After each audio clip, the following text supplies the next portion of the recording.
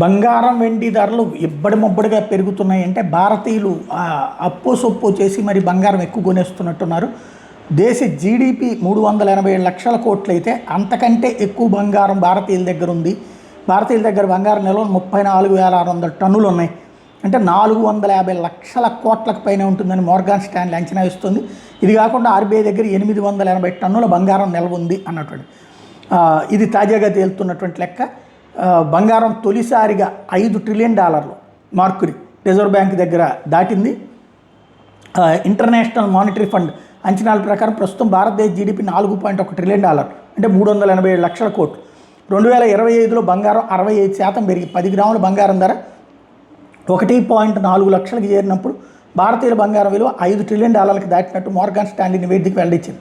ఇప్పుడు 10 గ్రాముల స్వచ్ఛమైన బంగారం 1.55 లక్షలు దాటడంతో ఈ విలువ మరింత పెరిగింది. భారతీయుల దగ్గర ఆభరణాలు తదితర రూపంలో 34,600 టన్నుల బంగారం ఉందని, అంతర్జాతీయ మార్కెట్లో ఔన్స్ బంగారం ధర $4,500 అధిగమించడం ద్వారా భారతీయుల బంగారం విలువ దేశ జీడిపిని అధిగమించిందని మోర్గాన్ స్టాన్లీ పేర్కొంది. ఇప్పుడు అంతర్జాతీయ మార్కెట్లో ఔన్స్ బంగారం ధర $4,980 అధిగమించింది. ఇది కాకుండా రిజర్వ్ బ్యాంక్ ఆఫ్ ఇండియా వద్ద 880 టన్నులు బంగారం నిల్వలు ఉన్నాయి. గత 2 ఏళ్లలో ఆర్బీఐ 75 టన్నులు బంగారం కొనుగోలు చేసి మొత్తం విదేశీ మార్కెట్ నిల్వల్లో ఆర్బీఐ బంగారం వాటా సుమారు 14% సమానం.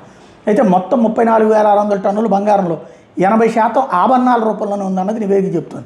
ఇప్పుడిప్పుడే బంగారాన్ని ఒక పెట్టుబడి సాధనంగా భారతీయులు భావించడం మొదలుపెట్టారని తాజా గణాంకాలు చెప్తున్నాయి. గడిచిన 5 ఏళ్లలో బంగారం కడ్డీలు నాణేల కొనుగోళ్లో 24% పైన వృద్ధి నమోదవడమే ఇందుకు కారణం.